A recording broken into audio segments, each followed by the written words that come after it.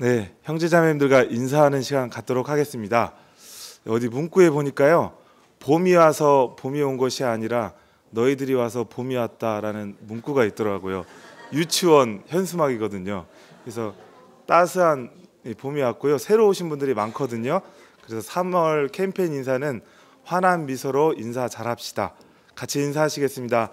환한 미소로 인사 잘합시다. 안녕하세요. 네, 안녕하세요. 안녕하세요.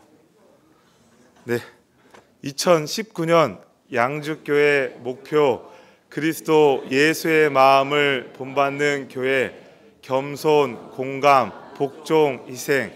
빌립보서 2장 5절로 8절 말씀.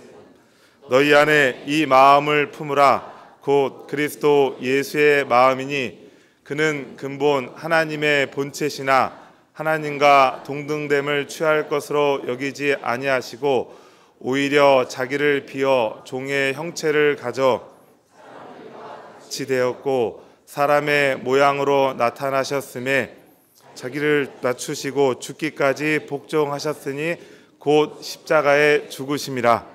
네, 성구함송 지난주 함송 다 함께 하시겠습니다. 베드로 후서 3장 10절로 13절 말씀. 그러나 주의 날이 도적같이 오리니 그 날에는 하늘이 큰 소리로 떠나가고 재질이 뜨거운 불에 풀어지고 땅과 그 중에 있는 모든 일이 드러나리로다.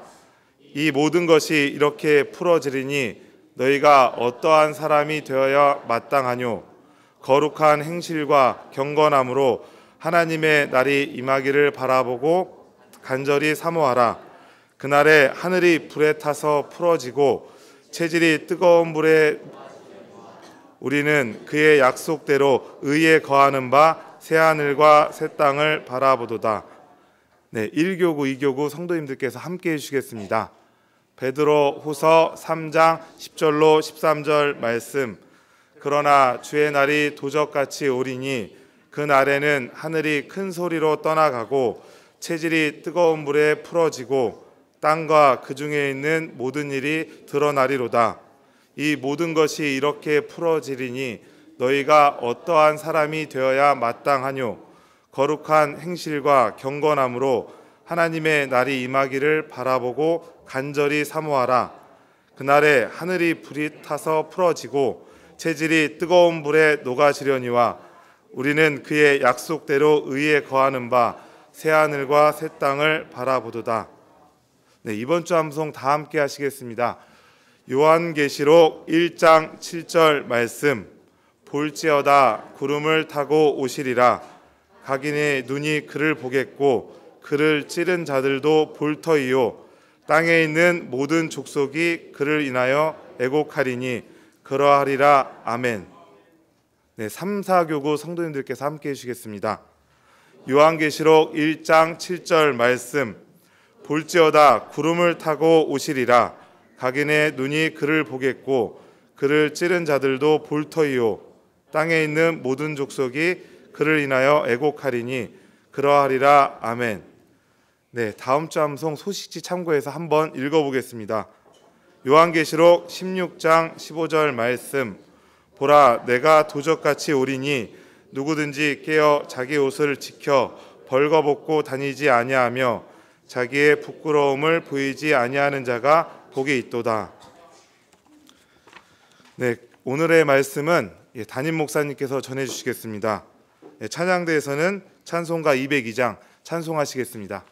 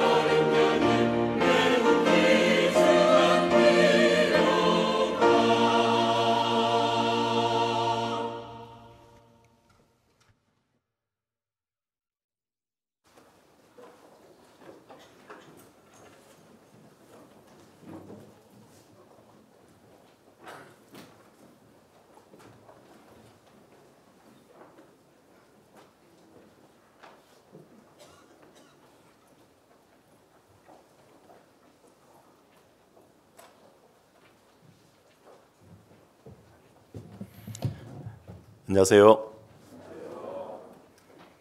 잠깐 기도 먼저 드리도록 하겠습니다.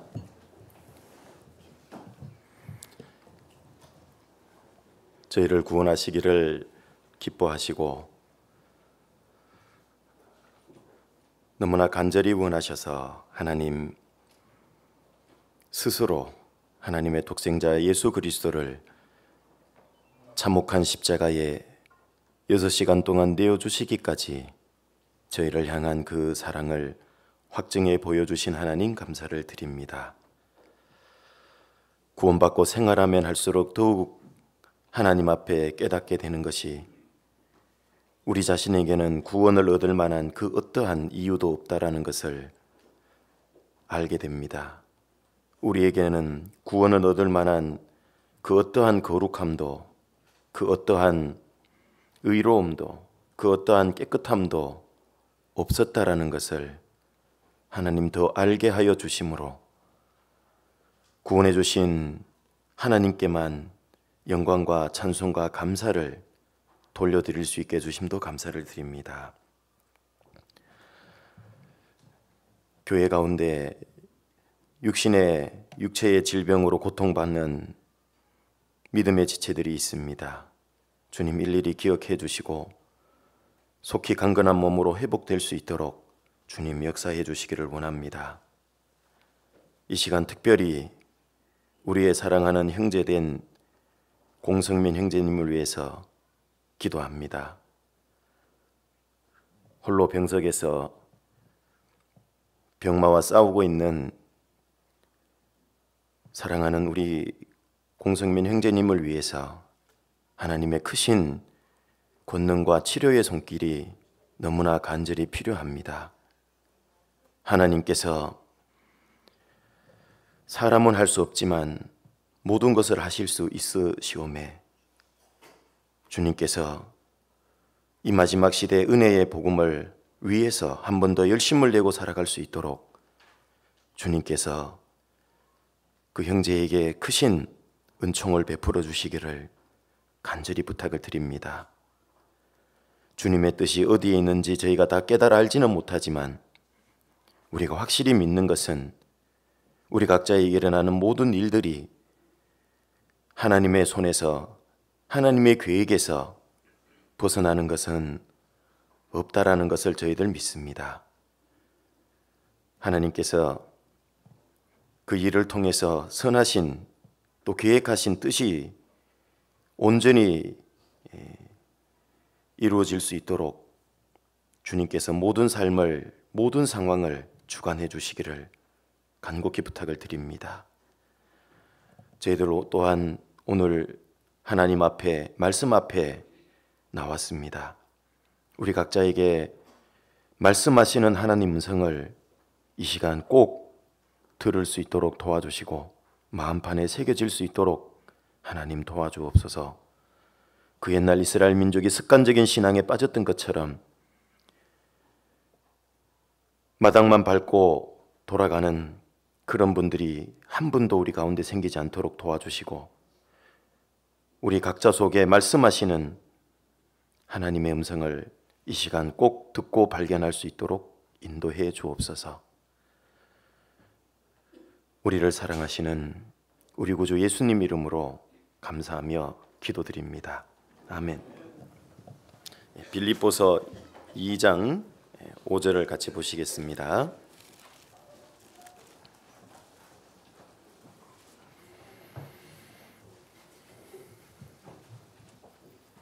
빌립보서 2장 5절입니다.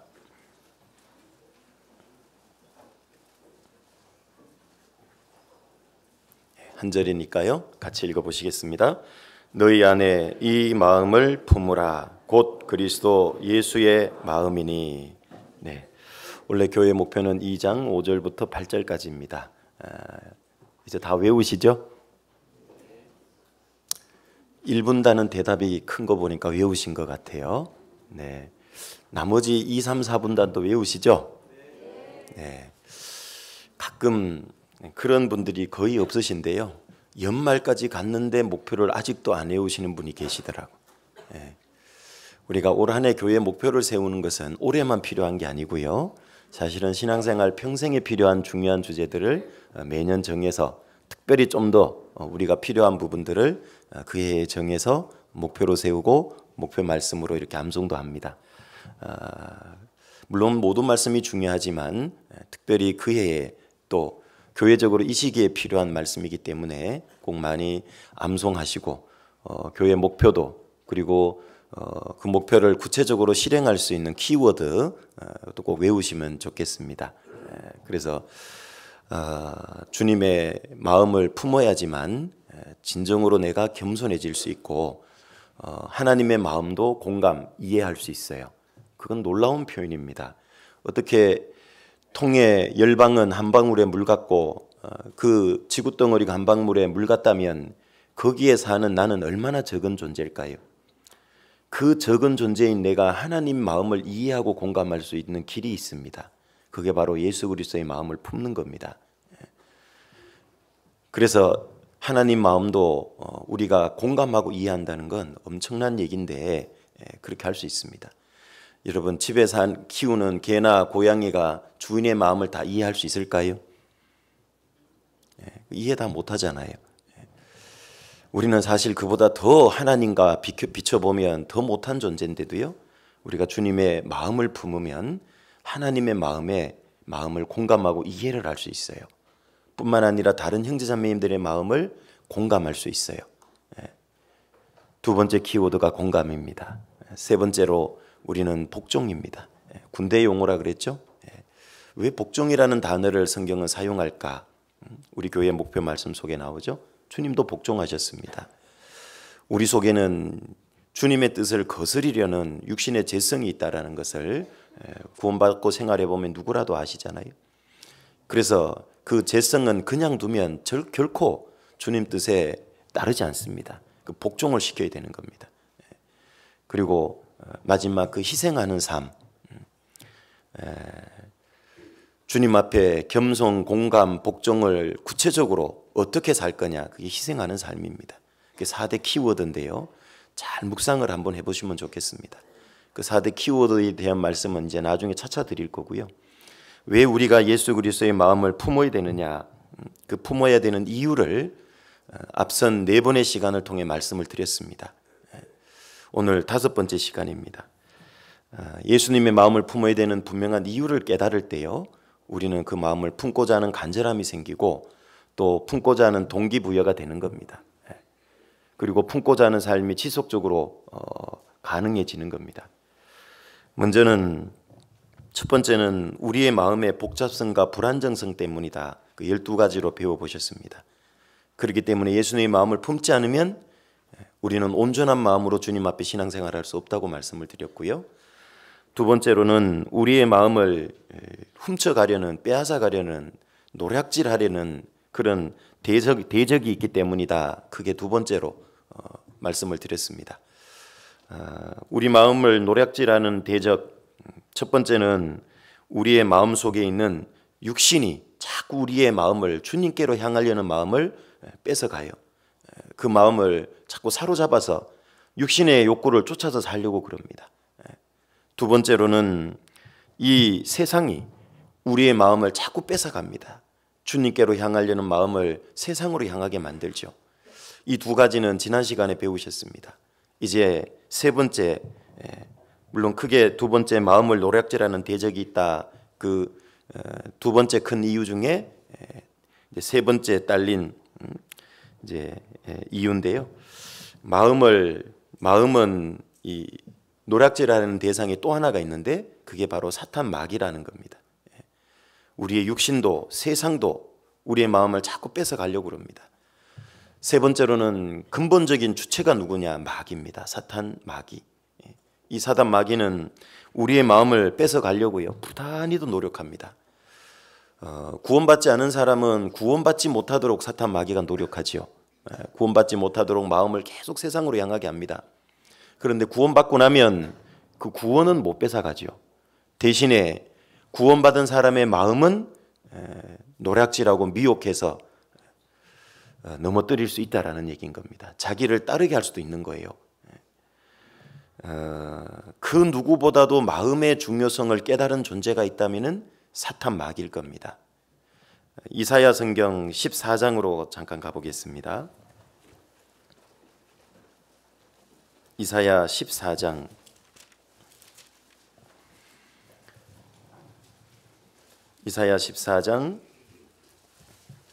12절에서 15절까지입니다.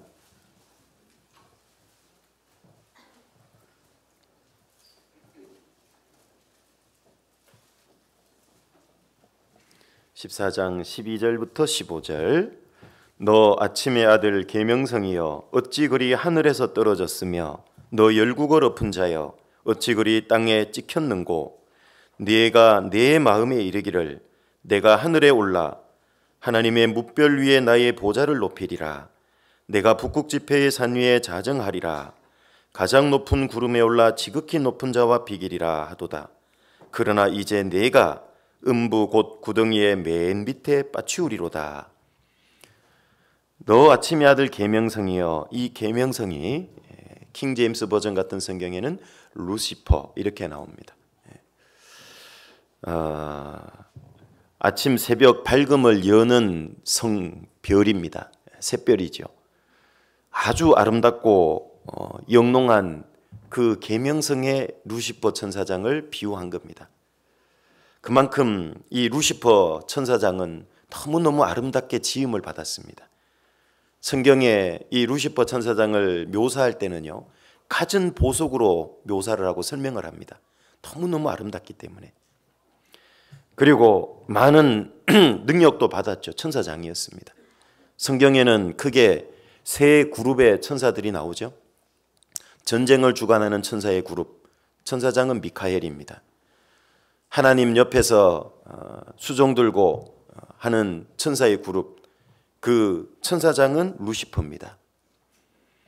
그리고 하나님과 사람 사이를 왕래하면서 소식을 전해주는 천사의 그룹, 그 그룹의 천사장은 가브리엘이라고 나오죠. 그 중에서도 가장 하나님 가까이서 많은 능력을 받았던 그 천사 그룹의 천사장이 루시퍼였는데 너무 아름답죠. 이 세상에서도 주로요, 누가 많은 썸씽과 스캔들을 불러일으킵니까? 좀 한 인물 한다는 사람들이 주로 시끄럽잖아요.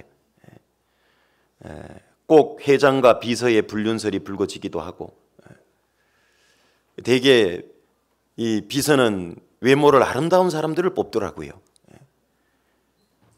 항상 아름다운 것이 좀 문제가 생길 수 있는 거예요. 아름다움은 장점이고 축복일 수 있는데 그게 잘못 사용되면 인생의 큰 단점이 되고 걸림돌이 될 수 있는 겁니다. 이 루시퍼 천사장도 너무 아름다웠는데 그게 이 루시퍼 천사장을 교만하게 만들었던 겁니다.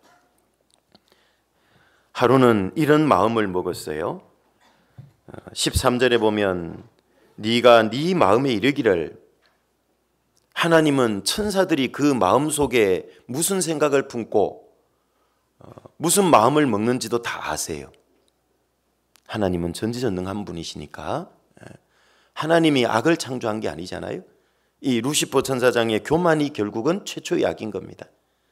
하나님은 은혜로 이렇게 만들었는데 그걸 악용한 거죠. 사실은 은혜를 잊어버리니까 교만죄에 빠지고 최초의 죄입니다. 네가 네 마음에 이르기를 내가 하늘에 올라 하나님의 뭇별 위에 나의 보좌를 높이리라. 이 루시퍼 천사장이 그 생각을, 그 마음을 딱 품은 거예요. 마음에, 자기 마음속에, 야, 내가 하늘에 올라 하나님의 뭇별 위에 나의 보좌를 높이리라. 뭇별은 천사들을 비유합니다. 성경에는 천사들을 별에 많이 비유하거든요. 다른 천사들보다 내 위치를 높이겠다, 그 교만이 딱 들어간 거예요, 마음에. 그리고 다른 천사보다 자기를 높이고 나니까요, 또 어떤 교만이 들어갔냐 하면 14절입니다. 가장 높은 구름에 올라 지극히 높은 자와 비기리라 하도다. 지극히 높은 자는 하나님이죠. 하나님만큼 높아지겠다. 왜? 하나님보다 높아질 수는 없으니까. 하나님이 가장 높은 존재니까 하나님과 비길 만큼 내가 높아지리라. 그 교만이 마음속에서 싹튼 겁니다. 결국 그 죄 때문에 15절 말씀처럼 이제 네가 음부 곧 구덩이의 맨 밑에 빠지우리라. 가장 지옥 밑바닥에 떨어질 거라는 얘기죠. 여기서 이 루시퍼가 결국 사탄 마귀가 된 겁니다. 이 타락한 천사장과 그를 따랐던 천사의 무리가 이 세상의 악령 귀신이 됐다라고 성경은 말씀하죠. 그런데 이 루시퍼 천사장이 그 마음을 한번 잘못 먹은 것 때문에 자기가 그 아름다운 천사장에서 끔찍한 사탄 마귀, 성경에는 거짓의 아비, 큰 용, 옛뱀, 세상 임금, 세상 신, 많은 이름을 가지게 된 겁니다. 그만큼 사탄의 역사가 다재다능하고 많다는 뜻이에요. 그만큼 능력도 있다는 뜻인 겁니다. 단 한 번의 그 마음의 교만 때문에 결국은 천사장에서 가장 지옥 밑바닥에 떨어지는 가장 끔찍한 존재가 된 겁니다.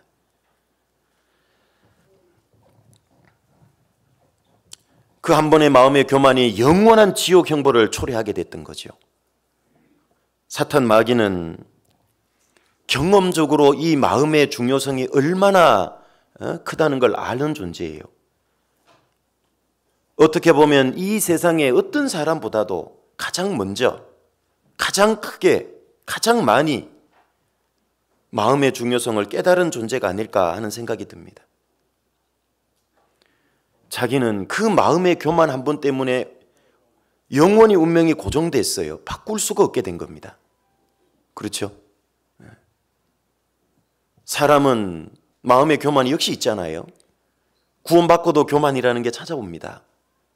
그럼에도 불구하고 왜 지옥 형벌이 영원히 다시 그 마음의 교만 때문에 고정이 안 됩니까? 루시퍼는 스스로 높아진 거예요. 교만해진 거죠. 그리고 그는 처음부터 부리는 종이었던 겁니다. 천사는 종으로, 부리는 종으로 만들었다고 그러셨어요. 근데 우리는 사람은 처음부터 하나님의 형상으로 사랑의 짝으로 지음받았고 스스로 타락하고 교만한 게 아니라 마귀의 게임에 빠져서 넘어진 겁니다. 그래서 사람에게는 기회가 또 있는 거예요. 종은 잘못하면 쫓겨나지만 아들은 그렇지 않잖아요. 기회가 있잖아요.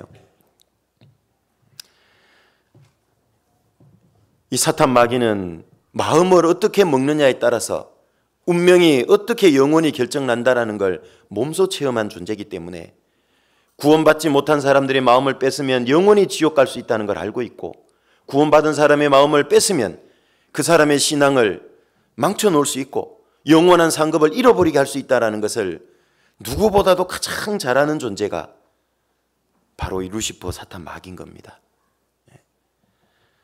그래서 이 사탄 마귀는 그리스도인들의 마음을 뺏기 위해서, 그리스도인의 마음을 세상으로 향하게 하기 위해서, 육신을 쫓게 하기 위해서 부단히도 우리의 마음을 미혹합니다. 그런데 우리가 너무 두려워하고 걱정할 필요는 없습니다. 사탄의 한계는 거기까지예요. 그렇다고 해서 우리의 마음의 결정을 자기가 좌우지할 수는 없습니다. 우리의 마음을 다 아는 것도 아닙니다. 우리 마음의 선택을 아는 것도 아니에요. 그걸 어떻게 알 수 있느냐? 욥기 1장으로 잠깐 가보시겠습니다. 욥기 1장입니다. 욥기 1장 8절부터입니다.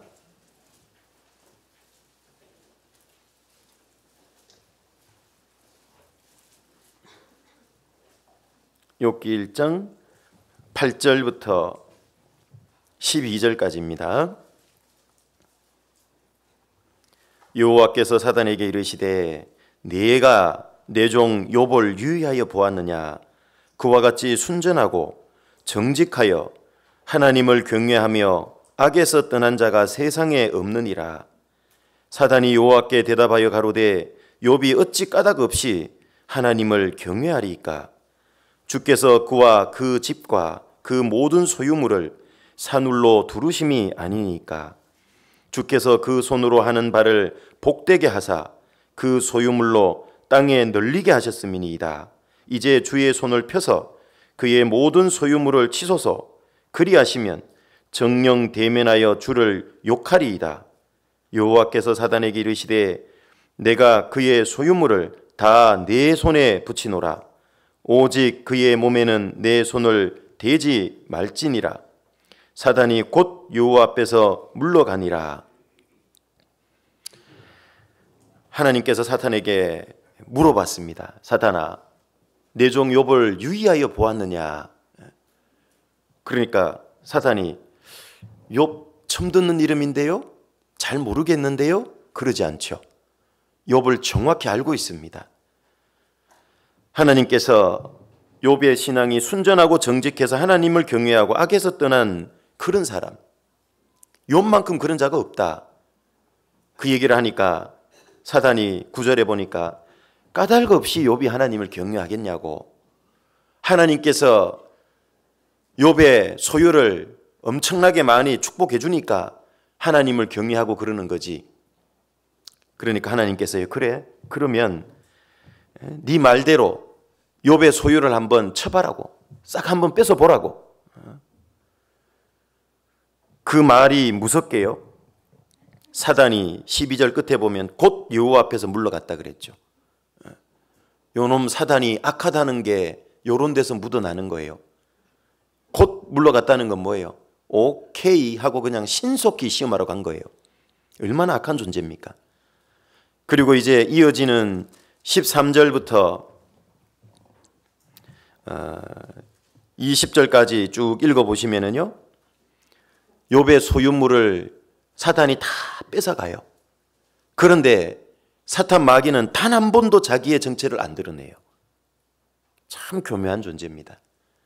심지어는 하나님과의 이간시키려고요, 하나님이 욥의 소유물을 다 뺏어가는 것처럼 보이게 해요.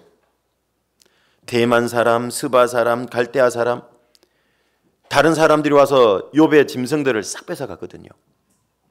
대풍이 불어와서 집을 무너뜨려 가지고 욥의 10명의 자식을 다 죽여버리고요, 심지어는 하늘에서 불이 내려와서 여호와의 불이라 그러잖아요. 여호와의 불. 하나님이 불을 내려서 싹 욥의 짐승을 다 살라버리는 것처럼 어떻게든지 하나님과 이간시키고 문제 생기게 만들려고 자기는 철저히 숨기고, 심지어는 하나님을 빙자해가지고 욥의 모든 것을 싹 뺏어버린 겁니다. 그러면 틀림없이 자기 생각에 욥이 그 마음으로 하나님을 원망하고 욕하고 그 신앙이 하나님을 떠날 거라고 생각했던 거거든요.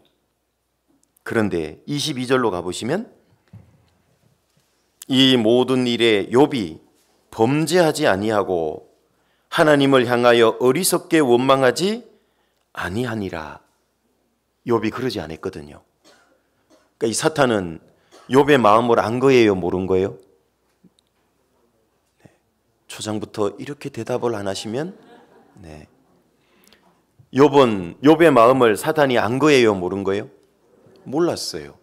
분명히 자기 생각에는 욥이 하나님 욕할 거라고 마음에 문제가 생겨가지고. 그런데 그러지 않잖아요.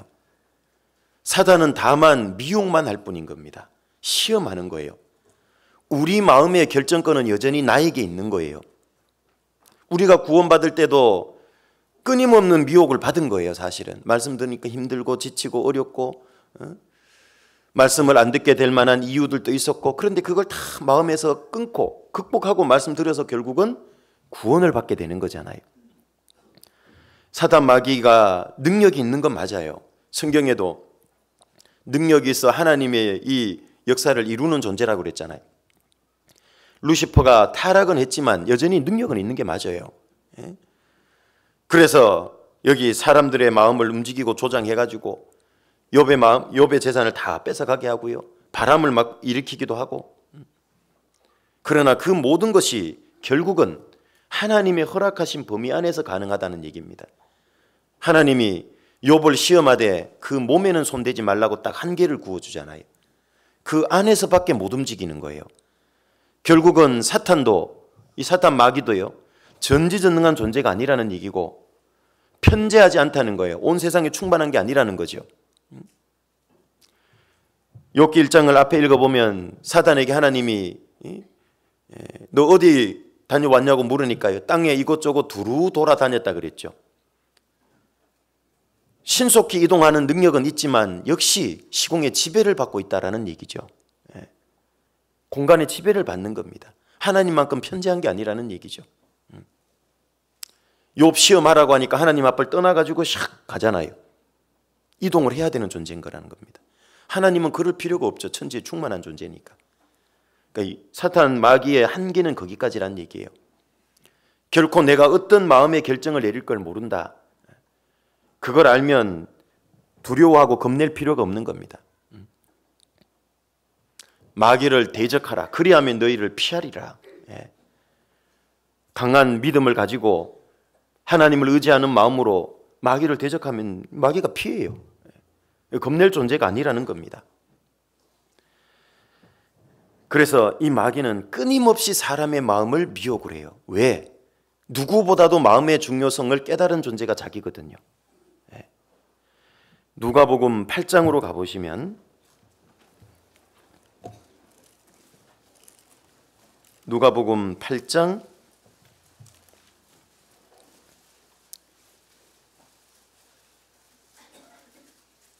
11절 12절입니다.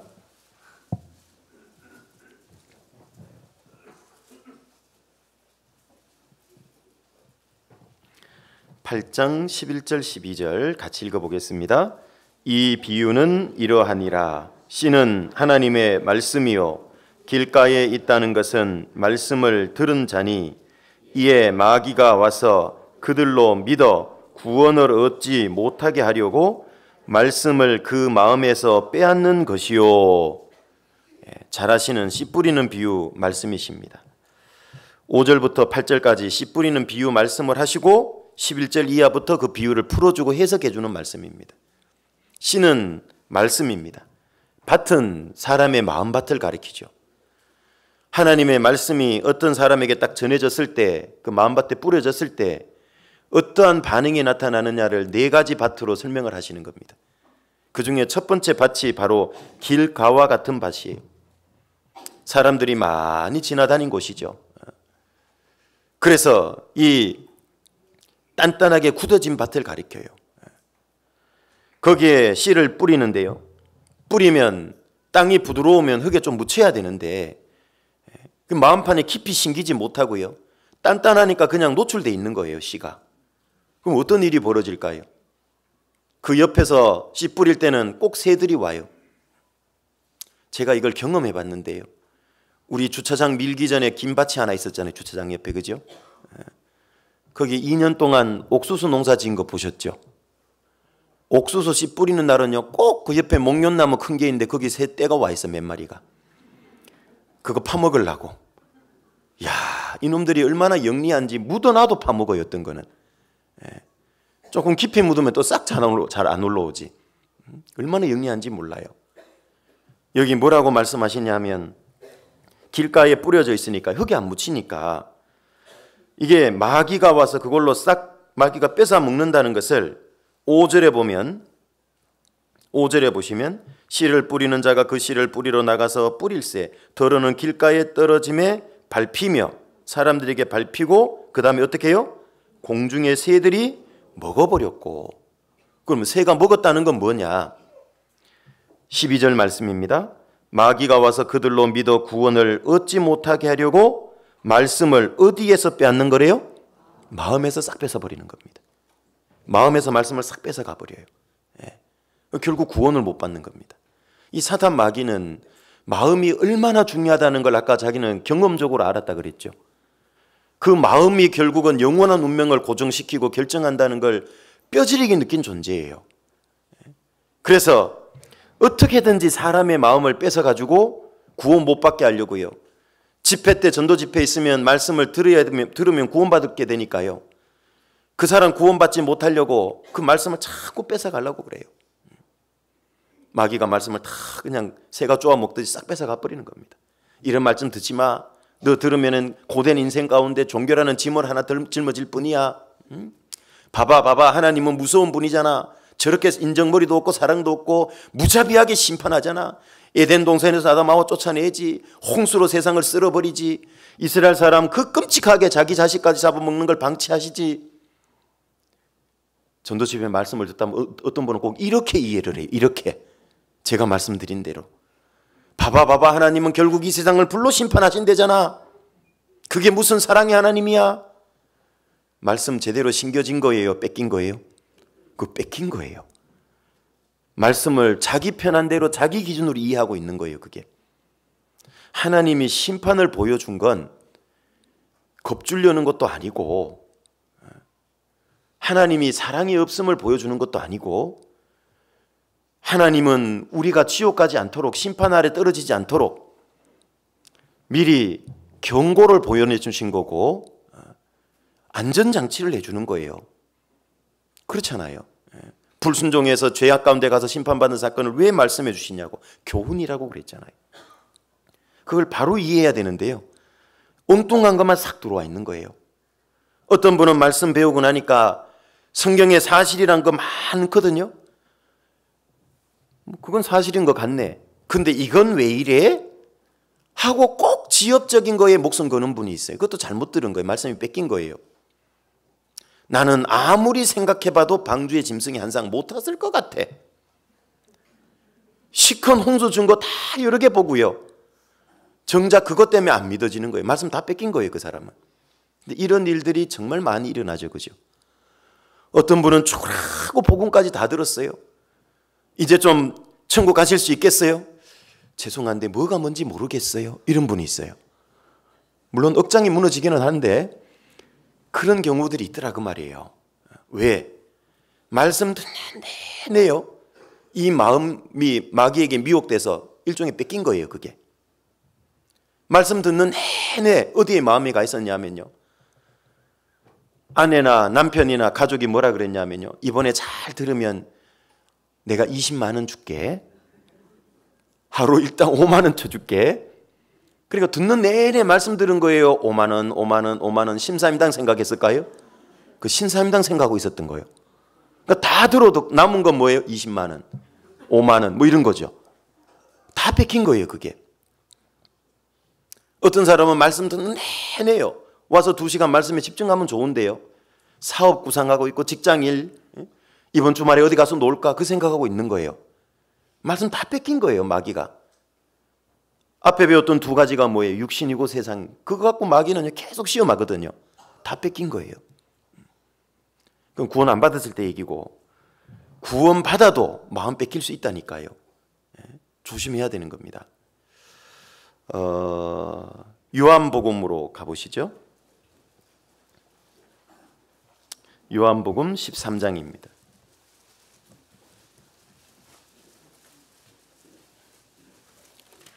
요한복음 13장 2절입니다. 요한복음 13장 2절입니다. 같이 읽겠습니다. 마귀가 벌써 시몬의 아들 가롯 유다의 마음에 예수를 팔려는 생각을 넣었더니, 이런 구절 보면 오해 낳기 쉽죠. 나는 바닥에 들이기 싫은데 마귀가 억지로 넣은 것처럼 그렇게 오해하기 쉬운데 그 뜻이 아닌 겁니다. 이게 미혹을 의미하는 겁니다. 사람의 마음을 마귀가 마음대로 조종하는 게 아니에요. 마귀를 내가 받아들이는 선택을 하니까 들어오는 거고, 마귀의 미혹을 받아들이니까 내 마음에 마귀의 시험, 마귀의 역사가 충만해지는 거지. 반대로 말하면 그렇게 됐더라도 내가 마귀의 역사를 거절하고 하나님 말씀에 나를 복종시키면요, 하나님 역사에 따라갈 수 있는 거예요. 그게. 그렇죠? 13장 2절에 마귀가 벌써 시몬의 아들 가롯 유다의 마음에 예수를 팔려는 생각을 넣었다는 건요, 미혹에 성공했다는 얘기예요. 은삼십의 결국은 예수님을 어떻게 해요? 팔아요. 처음부터 이 마음이 들어갔겠냐고요. 예수님이 복음 전하러 다닐 때 예수님도 물질을 사용했을까요? 안 했을까요? 네, 사용했습니다. 네. 궁금하지 않아요? 아니, 예수님은 창조주신데 아니 무슨 물질이 필요하냐고 오병이어의 기적도 일으켰는데, 그죠? 네. 아니 배고프면 떡이 있어라 10인분 있을 거 아니에요. 뭐 어려운 거예요. 그렇게 하시면 되지. 왜 헌금하게 했을까요? 왜 헌금하게 했을까요? 그리고 연보계를 설치했다 그랬죠. 성경에 보면. 그죠? 거기에 부자도 하고 가난한 사람도 하고 헌금했다고 나오잖아요. 헌금함이에요. 연보계라는 게. 아니 전지전능한 분이 왜 헌금함을 설치하고 복음 전하러 예수님도 다니실 때 왜 그렇게 했을까요? 그 궁금하지 않으세요? 가끔 우리 시대에요. 사람들을 미혹하는 방법으로 헌금 무용론자들이 있어요. 목사랍시고 설교하면서. 그러면요, 헌금하기 싫어하는 사람은요, 그 설교 들으면 후련해요. 귀 긁어주니까. 그럼 그렇지. 성경을 교묘하게 해가지고 끌어모으는 거예요, 사람을. 그렇게 해놓고 나중에는 더 크게 한 방 터뜨린다고, 그 사람들은. 속지 마셔야 돼요. 맨날 무슨 우리는 헌금하지 않아도 돼요. 그럼 건축은 어떻게 하냐? 사람 전도해서 늘면 공간을 어떻게 하고 하다못해 월세 전세라도 건물 얻어야 되는데 어떻게 하냐? 우리는 헌금 돈 빌려갖고 해요. 그래요. 아니 그럼 계속 빌려서 하면 나중에 그 빌은 건 어떻게 갚을 거냐고. 어떻게 갚을까요? 헌금이 안 들어오는데 어떻게 갚아요? 굉장히 논리적으로 안 맞는 얘기잖아요. 결국은 더 큰 걸로 미혹하려고 그러는 거예요. 그럼 예수님이 그러면 잘못하신 거냐고요? 아니잖아요. 왜 예수님도 전지전능한 분이시면서 물질이 필요 없는 분이시기도 하잖아요. 사실은 만드시면 되잖아요. 필요한 것들을.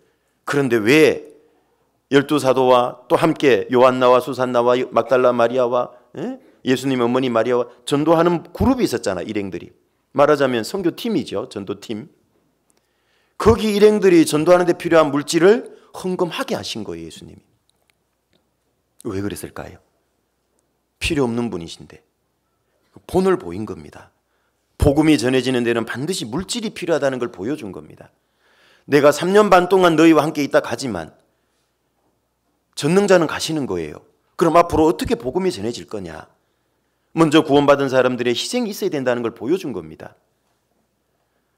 물은 공짜지만 물을 옮기는 통은 필요하잖아요.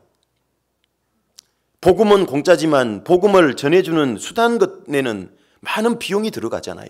선교사 한 명을 보내려고 해도 물질이 필요하고 교제를 하기 위한 이런 공간 비록 화려하게 비싸게 지어서는 안 되지만요. 깔끔하고 단정하게 교제 공간도 필요하잖아요. 그래서 복음 전하는데 물질이 필요하다는 걸 주님이 몸소 보여준 거고요. 그 물질은 어떻게 준비가 돼야 되냐? 성도들의 희생을 통해서 드려져야 된다는 걸 교훈해 준 겁니다. 그런데 문제는 그렇게 헌금이 계속 드려졌는데요. 그 헌금을 맡고 우리로 말하면 회계 담당 집사님이 누굴까요? 그 당시에 가롯 유다, 12사도 중에 회계 담당이 유다였어요. 돈 맡은 자거든요. 돈을 맡아서 헌금 들어오는 걸 계산하고 정산하고 계속 한 거예요. 유다가. 그러면 하나님께서 맡겨준, 주님이 직접 맡겨준 직분 은혜잖아요.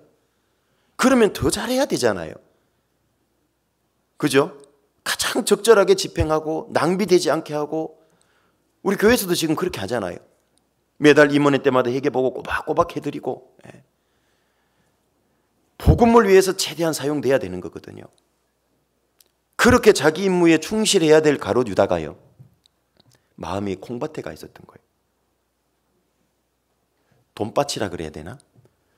이 돈을 담당하고 있으니까요, 돈의 마음이 자꾸 뺏겨요. 조금씩 가져가. 누가 미혹했을까요? 네? 지금처럼 회계가 복수가 아니었을 가능성도 커. 지금은 교회 회계가 복수잖아요. 혹시라도 이렇게 마귀가 틈탈 수 있으니까 우리가 개인 담당하시는 분을 못 믿어서가 아니라 마귀를 못 믿어서죠. 헌금함도 반드시 복수로 열게 합니다. 2분, 3분 가서 열어서 가져오게 하고, 정산도 2, 3분이 반드시 같이 그 자리에서 해요. 혼자서는 절대 못하게 합니다. 왜요? 유다 때문에. 교훈을 얻었거든요, 우리가.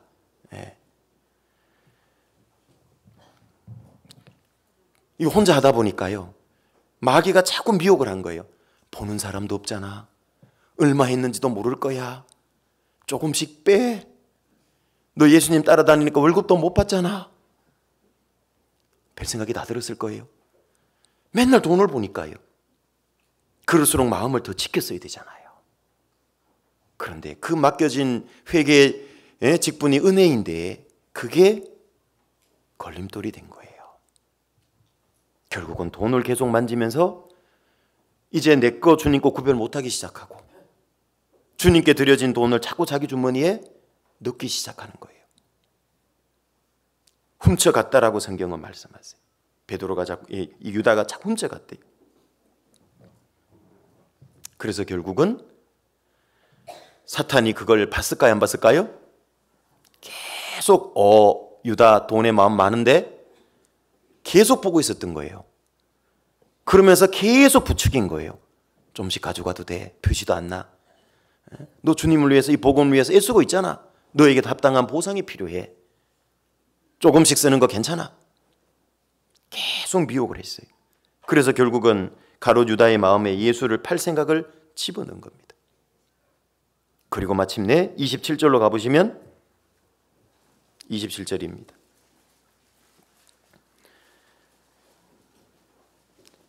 조각을 받은 후, 요한복음 13장 27절입니다. 조각을 받은 후, 이 조각이 뭐예요? 예수님께서요 마지막 떡 한 조각을 탁 찍어서 유다에게 먹여줬어요. 이건 무슨 의미일까요? 여러분, 이건 무슨 의미일까요? 너희 중에 하나가 나를 팔 거다. 그전에도 계속 예수님이 그 암시를 줬죠. 그런데 누군가 나를 팔 거라 그러니까요 베드로가 누구냐 그랬죠. 저놈이야 유다. 이러면 어떡해요? 유다 끌려가서 베드로 칼에 한 방에 죽는 거예요. 그냥. 여러분 베드로가 칼을 얼마나 잘 쓰는지 아시죠? 거의 사시미 해 뜨듯이 칼을 잘 놀리는 존재예요. 예수님을 잡으러 왔던 대제사장 종 말고의 기만 딱 따버렸잖아. 그냥 칼로 기만 탁 그냥 떼버린 거예요. 얼마나 칼을 잘 써요. 요 기만 딱 떼기 쉬워요, 어려워요? 어려워요. 그게 칼을 너무 잘 쓰는데 너 유다 나와. 한 방에 죽는 거예요. 그냥. 그런데 예수님은 유다를 위해서 끝까지 감춰주신 거예요. 유다만 알도록 암시를 준 거예요. 나와 함께 그릇에 손을 넣는 자가 그이다. 암시를 계속 주죠. 그죠? 네가 나를 팔 마음이 있지만 그렇게 하면 안 된다. 계속 암시를 줘 유다에게. 그리고 마지막 예수님은요 그 마음이 점점 팔려는 쪽으로 기울어가고 굳어가는 그 유다에게요 마지막 떡을 찍어서 먹여요. 무슨 뜻일까요? 유다야, 주님 하나님께서 가인에게 하신 말처럼요 죄의 소원은 네게 있으나 은삼십에 나를 팔려는 마음은 네게 있지만 너는 그거 따라가면 안 된다. 그 떡이 주님의 사랑이거든요. 끝까지 주님을 외면하고 등 돌리는 그 가룟 유다의 강팍한 마음을 녹이려는 주님의 사랑이었어요. 마지막 자기를 팔려는 유다의 마음을 아시고도요 주님은 마지막 떡을 찍어 먹여주시잖아요. 끝까지 유다의 마음을 붙들려는 주님의 마음이셨다고요. 그게. 그죠? 근데 유다는 끝까지 그걸 뿌리친 거예요. 끝까지. 구원받은 우리에게도 주님은요 내 마음이 세상을 향하고 육신을 쫓아갈 때 마귀의 시험에 들려고 할 때요 주님은 주님의 사랑으로 일깨워주고 주님의 은혜로 일깨워줘서 나를 붙들려는 많은 일을 하세요. 전도 집회 참석하는 것도 주님의 은혜를 주님의 사랑으로 내 마음이 붙들림을 받는 거예요. 각종 모임에 참석해서 다른 분의 간증을 듣고 열심히 사는 모습을 보고 그것도 주님이 내 마음을 붙드는 거예요. 그게 주님은 여러 방법으로 붙들려고 그래요. 많은 설교들이 있고 조각 설교도 있고 다른 분의 전도의 기도 부탁도 있고 보면요 내 마음을 뜨겁게 하고 격동시키잖아요. 그게 주님이 내 마음을 붙드는 일들이시라고. 그거 다 뿌리치고 끝까지 자기 육신의 소리에 귀 기울이고 육신의 세상의 미혹에 귀 기울이고 마귀의 시험에 마음을 내어주니까 실족하고 문제에 걸리는 거예요. 여러분 그리스도인인 내가 신앙에 문제가 자주 걸리는 게 자주 걸리다 보니까 만성이 돼 있고 심각성을 못 느끼는데요 그게 얼마나 심각한 문제인지 아세요? 나를 가장 사랑하시는 그분 마음에 얼마나 큰 상처를 남기는 일인지 아세요? 그게 반복되고 오래되다 보면 그거조차도 못 느껴요. 마지막 떡을 찍어서 먹인 그 유다가 나갔을 때 주님 마음은 어떠했을까요? 너무 아프셨을 거예요. 그죠? 예. 사랑 그 자체시잖아요. 예수님은 사랑의 화신으로 오셨잖아요. 그런데요, 27절에 조각을 받은 후 곧 사단이 그 속에 들어간지라. 이에 예수께서 유다에게 이르시되 네 하는 일을 속히 하라 하시니. 이제는 더 이상 어떻게 할 수가 없어요. 그 마지막 떡 조각을 받고도 나가요. 사단이 그 속에 들어갔다고 그러잖아요. 사단이 그 속에 들어갔어요. 2절에는 마귀고 27절에는 사단이죠. 단어가 달라졌죠? 같은 존재라는 얘기입니다. 루시퍼를 사단이라고 그러기도 하고 마귀라고 그러기도 하고. 그 마음에 쏙 들어가 버린 거예요. 처음에는요, 보이는 돈, 세상에 속한 거죠. 유다의 마음의 육신을 가지고 계속 마귀가 미혹한 거예요. 그리고 결국은 그 마귀의 미혹을 마음에 받아들인 겁니다. 마귀가 들어갔다고 표현한 거예요. 이제는 마귀가 이끌고 미혹하는 대로 끌려다니는 거예요. 가로주단. 그래서 결국은 쫓아가서 뭐 했습니까? 대제사장과 무리를 예수님이 있는 곳으로 끌고 왔잖아요. 인도하고. 그 사람이 마음에 어떤 걸 먹고 결정하느냐에 따라서 행동이 결정나는 거예요. 마귀는 경험적으로 자기가 알았기 때문에요. 이 마음이 얼마나 중요하다는 걸 알았기 때문에요. 가롯유다는 사도였잖아요. 주님 안에서 받은 직분 중에 사도보다 귀하고 존귀한 직분이 어디 있습니까? 역사 속에 딱 12명밖에 없었습니다. 사도로 부름을 받았지만 그는 예수님이 차라리 저는 나지 않으면 나을 뻔했다. 지옥 갔거든요. 너무너무 안타까운 존재. 사도라는 직분은 은혜로 받았잖아요. 그죠? 근데 그게 예수님을 파는 계기가 된 거예요. 여러분, 내가 구원은 은혜로 받았잖아요. 얼마나 큰 은혜를 많이 받았습니까? 그게 은혜가 돼야 되지. 그 구원받은 그 은혜가요, 시간이 흐름에 따라서 심상해지고 감사도 없고 열정도 없고 감동도 없고 이제는 다른 사람에게 오히려 막 상처를 주고 문제를 주는 도구가 돼.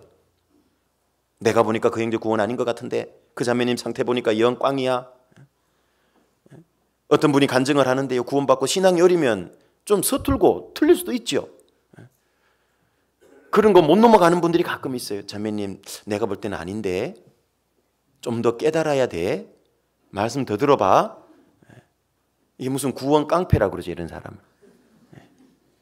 그렇게 되면 안 되겠죠, 그죠? 가만둬야 돼요. 그런다고 그 사람이 내가 그런 말 한다고 안 받을 사람이 받고 받을 사람이 받고 그런 게 아니잖아요. 가만 지켜보라고. 말씀 많이 들어보셨잖아요. 씨를 심어놨으면 좀 내비두라고.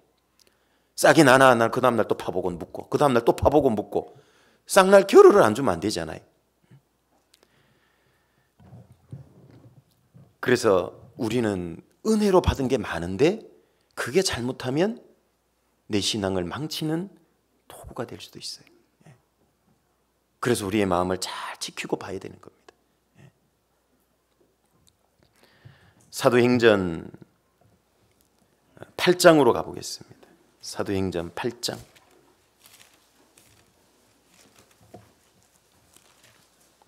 사도행전 8장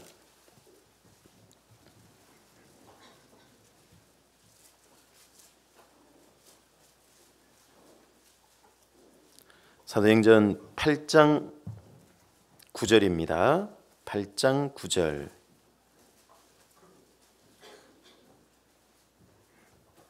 (9절부터) (13절입니다) 그 성에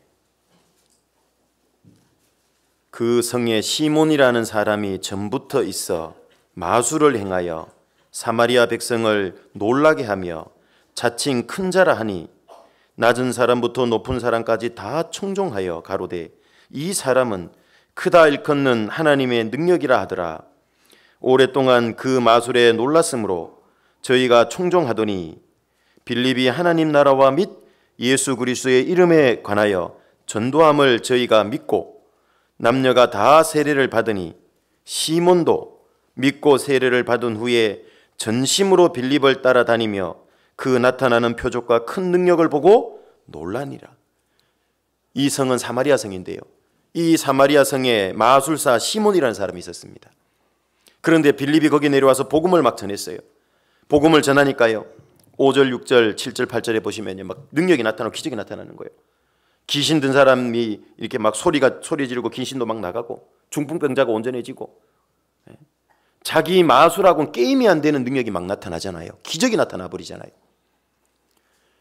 그러니까 이 마술사 시몬이요, 빌립이 전하는 말씀을 들은 거예요. 그런데 13절에 보면 시몬도 믿고 세례까지 받은 후에 전심으로 빌립을 따라다녔대요. 전심으로, 온 마음을 다해서. 여러분, 요 전심 진짜일까요, 가짜일까요? 진짜는 대답이 나왔는데요, 죄송합니다, 진짜 같은 가짜. 속지 말라는 거예요. 어떤 분은요, 신앙생활 전심으로 해요. 그게 잘하는지 알아요. 근데 그 전심이 진짜인지 아닌지는 그 내용을 들여다봐야 돼요. 동기를, 그 마음의 동기를 봐야 된다. 이 시몬이 전심으로 믿고 세례까지 받고 전심으로 따라다녔는데요, 동기가 잘못되어 있어요. 가짜예요. 그래서 그 나타나는 표적으로 큰 능력을 보고 놀랐다 그랬잖아요. 그죠? 이 시몬에 대해서 더 설명이 되어져 있는데, 이렇게 끝나면 오해하니까, 말씀이 오해를 하니까 설명이 되어 있는데, 18절에 가보시면 18절부터 21절입니다. 시몬이 사도들의 안수함으로 성령 받는 것을 보고 돈을 들여 가로되 이 권능을 내게도 주어 누구든지 내가 안수하는 사람은 성령을 받게 하여 주소서 하니, 베드로가 가로되 네가 하나님의 선물을 돈 주고 살 줄로 생각하였으니 내 은과 내가 함께 망할지어다. 21절은 같이 읽겠습니다. 하나님 앞에서 내 마음이 바르지 못하니 이 도에는 내가 관계도 없고 분개될 것도 없느니라. 이 도는 십자가의 도입니다. 아무 상관없다. 너는 마음이 바르지 못하대요. 전심은 전심인데 잘못된 동기에서 나오는 전심은 더 큰 문제를 낳아요. 그렇죠? 잘 생각하셔야 됩니다. 어떤 사람은 막 신앙 막 열정적으로 뜨겁게 해요. 근데 나중에 들여다보면은요, 자기 만족, 자기 기쁨 때문에 해요. 동기 잘못된 겁니다. 그건 더 많은 사람에게 문제를 줘요. 신앙생활의 열정, 열심, 전심으로 사는 동기는 구원의 은혜잖아요. 하나님의 사랑이 돼야 되지. 맞죠? 그게 돼야 되는 겁니다. 아내가 집안일을 막 너무 열심히 잘해요. 막 잠도 하루에 4시간밖에 안 자고 집안 청소 맨날 하고, 막 세탁기도 맨날 돌리고 청소기도 맨날 돌리고 요리도 호텔 막 뷔페급으로 남편에게 막 해주고. 남편이 너무 흐뭇하고 기분 좋아요. 나를 정말 사랑하나 봐. 그런데요, 월말 됐는데요, 1,900, 500만 원. 뭘 보고 한 거예요? 돈 보고 한 거예요. 돈 보고. 남편은 억장이 무너지겠어요. 그 다음 달 그렇게 하라 그럴까요? 차라리 하지 말라 그럴까요? 하지 말고 된장찌개 하나라도 사랑하는 마음으로 끓여주라고. 맞죠? 그거 먹어야 건강해지는 거예요. 우리 신앙이 바로 그런 거예요, 여러분. 뭔가 열심히 하고 막 하는데요, 그 사람 열심 속에 보면 자기 의가 풀풀 묻어나요. 그냥 알아주면 열심히 하고 안 알아주면 시험 들고, 자기가 하는 방법에 누가 아이고 이렇게 했으면 좋다고 의견 내면 막 얼굴이 울그락 풀그락하고 표정이 그냥 막 영하 20도에 얼어붙은 얼음장같이 싸늘해지고 굳어져 버리고. 그건 자기 만족을 위한 전심이에요. 이 시몬은 왜 믿고 전심으로 따라갔냐? 목적이 뭐예요? 구원해 주신 은혜가 아니고, 야, 저 스킬, 저 능력 한번 배웠으면 좋겠다. 나는 마술 갖고 사람들 좀 놀라게 했는데, 아니 빌립 집사는 보니까요, 귀신 막 쫓아내는 거예요. 중풍병자 뻘떡뻘떡 이렇게 세우는 거예요. 막, 야, 나도 마술 업그레이드 한번 해보자. 이제 딸고 따라갖고 사람들이 이제 어때요? 같은 마술 10번 보면 어때요? 처음에는 신기하고 딱 보면 우와, 그 다음엔요 우와, 그 다음엔 우와, 그 다음엔요 에이. 업그레이드가 필요한 시기가 됐나 봐요.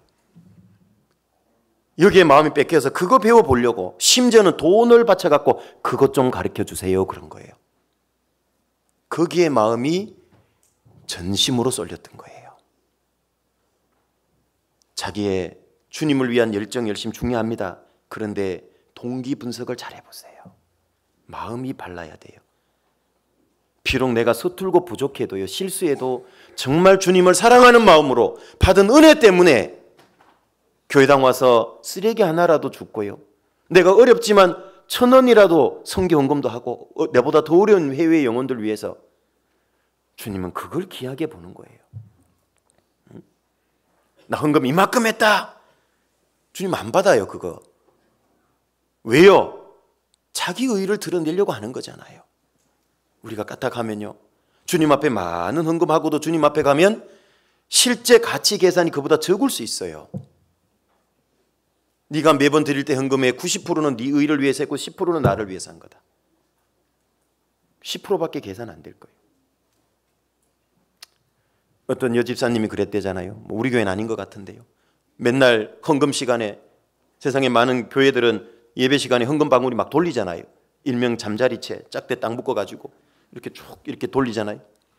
매번 1,000원씩 헌금을 한 거예요, 주일 헌금을. 그런데 그날 아침은, 주일 아침은 너무 바빠서 그냥 간 거예요. 그런데 헌금 바구니가 차차 돌아오는데 주머니에 손을 넣어서 딱 빼보니까요, 세종대왕이 납시였어. 순간 갈등이 생긴 거예요. 요거 1,000원짜리 깨면 10번 할 수 있는데 그냥 빈손만 넣었다가 뺄까? 외상 달까? 그러려니까 또 양심에 걸리고, 그래서 썩 마음에 내키진 않지만 10,000원을 하고 왔어요. 그러면서 돌아오는 길에 옆집 김 집사한테 헌금 시간에 있었던 그 자기 마음 갈등을 얘기를 했던 거예요. 그랬더니 김 집사가 정리를 너무 잘해줬어요. 집사님 너무 고민하지 말라고. 집사님은 10,000원으로 했어도 하나님은 1,000원으로 알고 받았을 거예요 그거. 우리를 웃게 하는 유머긴 한데요, 그게 진짜 맞아요. 까딱하면 그럴 수 있다고. 그렇죠? 가치체계가 달라요. 액면가대로 주님은 보시는 게 아니에요. 왜 가부의 두레돈을 제일 많이 했대요? 뭐 두레돈 동전 2개, 우리로 말하면 500원짜리 동전 2개 정도 제일 많이 했대, 부자가 한 것보다. 왜요? 그 과부는 구차한 중에, 어려운 중에 자기의 생활비 전부를 넣었느니라. 주님은요, 그 속에 돈 들어가는데 헌금함 속에 안 보이는데 다 보고 계세요. 주님. 그 과부가 어려운 생활비를 다 모아갖고 오는 것도 다 보고 계셨어요.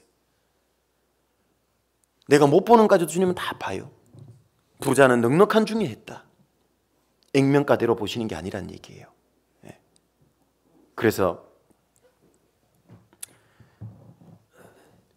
신앙생활 우리가 하다 보면은요, 드러난 모습, 보여지는 그 모습보다 하나님은 감춰져 있는 그 마음의 은밀한 동기를 더 의미 있게 보시고 더 중요하게 봐요.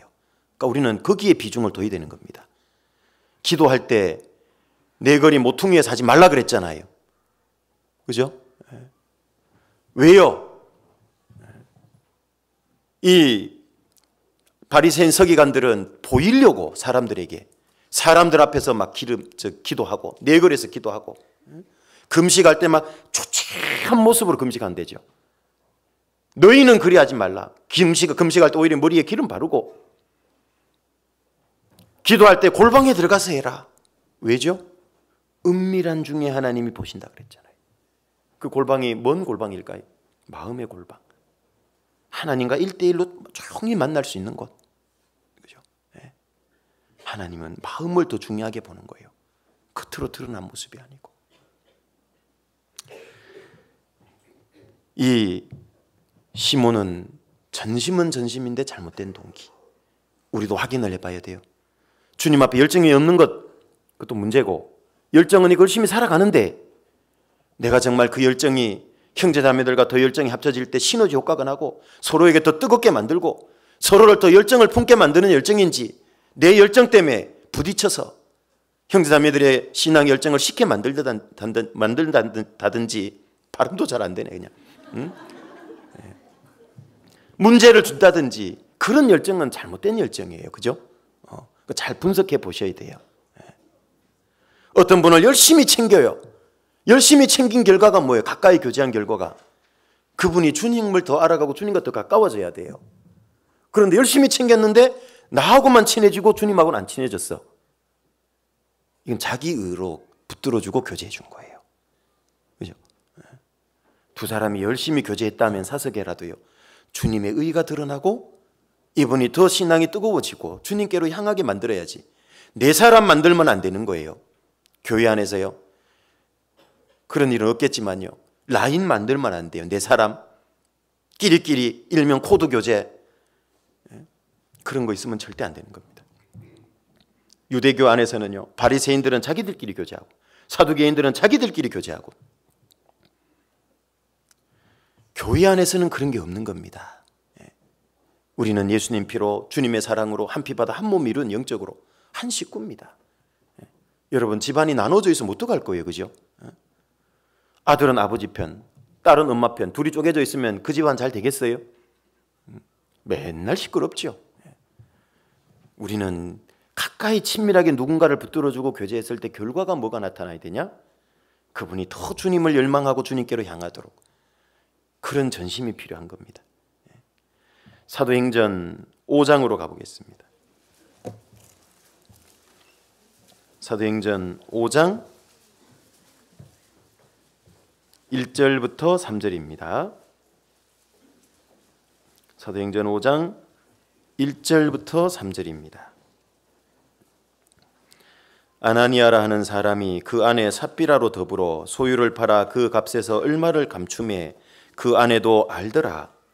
얼마를 가져다가 사도들의 발 앞에 두니 베드로가 가로되 아나니아야, 어찌하여 사단이 네 마음에 가득하여 네가 성령을 속이고 땅값 얼마를 감추었느냐. 이 아나니아와 삽비라, 성경에서 가장 불행한 부부 중에 한 커플이었습니다. 이 아나니아와 삽비라가 땅을 팔았는데요, 얼마는 자기들이 딱 감춰놓고 얼마는 드린 거예요. 이게 시대적으로 어떤 상황이냐면 AD 70년에 우리가 전도 집회 때 배워보셨죠? 로마에서 예루살렘이 완전히 망하고 전 세계로 쫓겨나는 겁니다. 이제 나라를 잃는다는 건 뭐예요? 내 소유 땅 모든 걸 다 잃는다는 얘기죠. 그죠? 다 없어질 거기 때문에 초대교회 예루살렘 교회 성도들이 자기의 논밭을 팔아가지고 교회에 복음 전하는 걸 위해서 사용한 겁니다. 왜? 어차피 다 떠나야 되기 때문에. 그런데 아나니아와 삽비라는 부부는 일부를 딱 감춰놓고 일부는 드린 거예요. 왜 그렇게 했냐면 3절에 사도 베드로가 그 답을 알았던 거죠. 네 마음에 사단이 가득하다. 사단의 미혹으로 충만한 거예요. 사단의 역사로 꽉 찬 거예요. 그걸 다 받아들인 거예요. 아나니아와 삽비라, 너 이거 다 바치면 안 돼. 너 흩어지면 뭘 먹고 살 거야?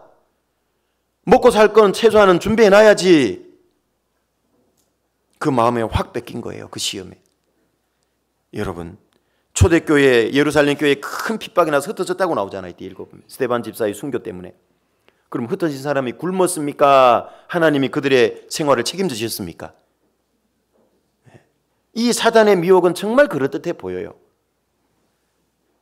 그 말은 곧 너 하나님의 말씀으로만 살 것이 아니라 떡으로 살 것이니라, 그 뜻이에요. 그 시험에 넘어간 거예요. 근데 말씀은 그게 아니고 반대로 돼 있죠.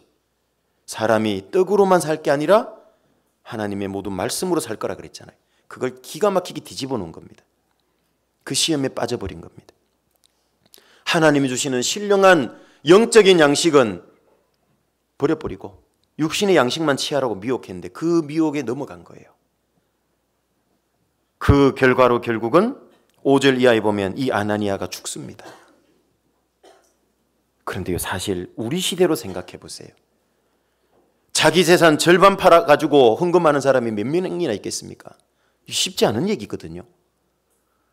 그렇다고 반 뗐다고 죽였냐고, 그것도 말씀으로 오해한 겁니다. 그 문제가 아니라 결국 그가 징계로 죽은 이유는 뭡니까? 성령을 속였다고 얘기했잖아요. 그게 더 큰 죄인 겁니다. 예를 들면 부모님 지갑에서 5만 원 훔쳐나간 것도 큰 죄지만은요, 훔쳐간 걸 끝까지 회개하지 않고 돌이키지 않는 죄는 더 큰 죄인 거예요. 맞습니까? 빨리 회개하고 돌이키면 그냥 책망으로 끝날 것을 끝까지 버티면요, 안 맞을 것도 맞잖아요. 애들 키울 때 보면. 이 아나니아와 삽비라 예루살렘 교회 성도였지만은요, 그 마음이 잘못됐던 겁니다. 주님은 온전한 마음을 원하시는 겁니다. 차라리 제가 여차여차에 쓸 데가 있어서 그랬고, 솔직히 얘기했으면 날 뻔했어요. 차라리.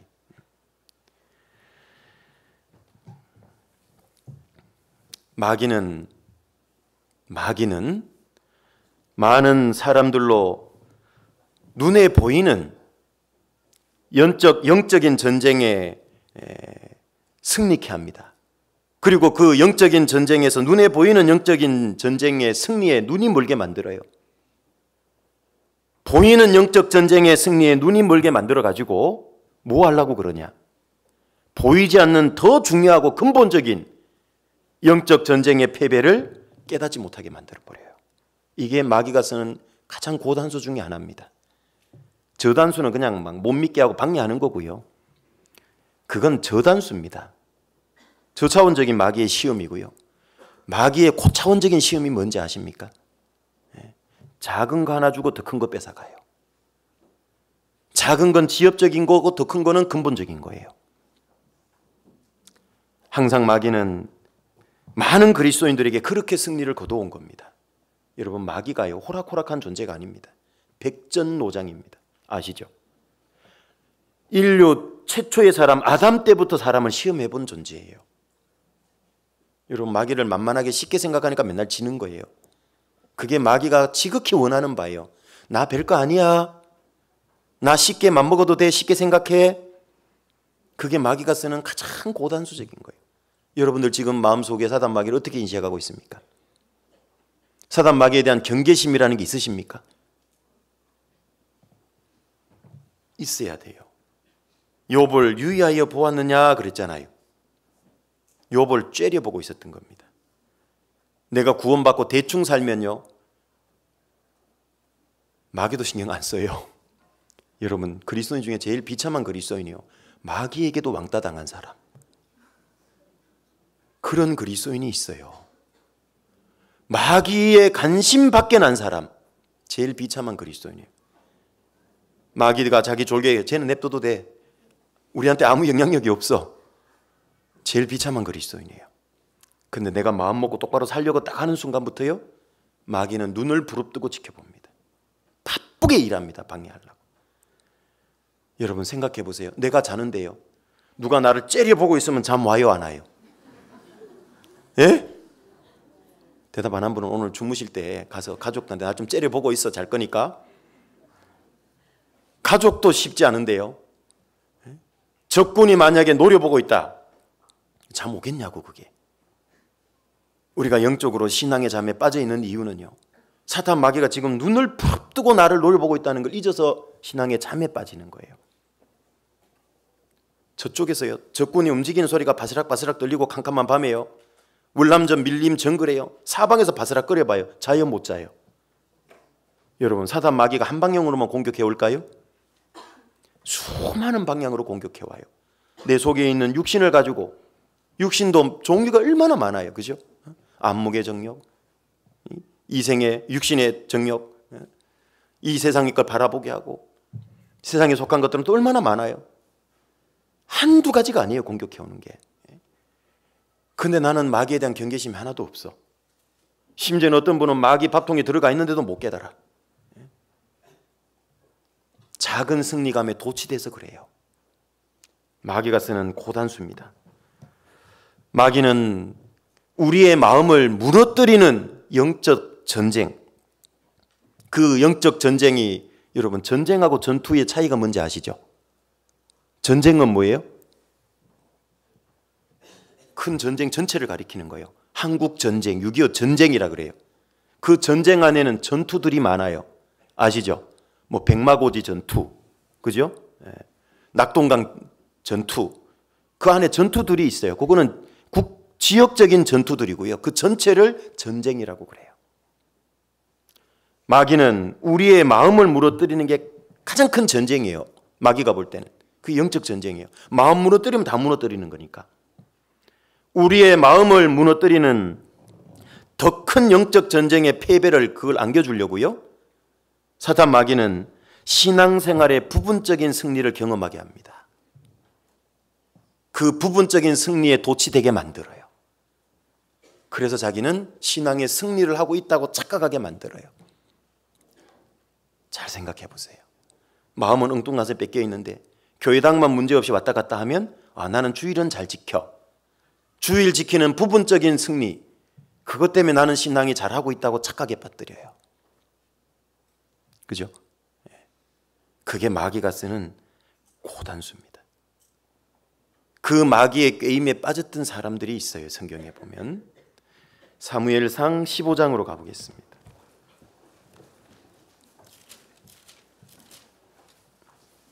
사무엘상 15장입니다.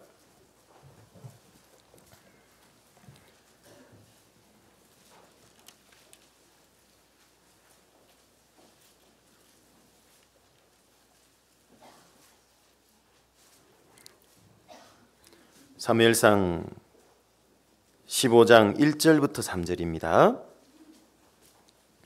사무엘상 15장 1절부터 3절입니다.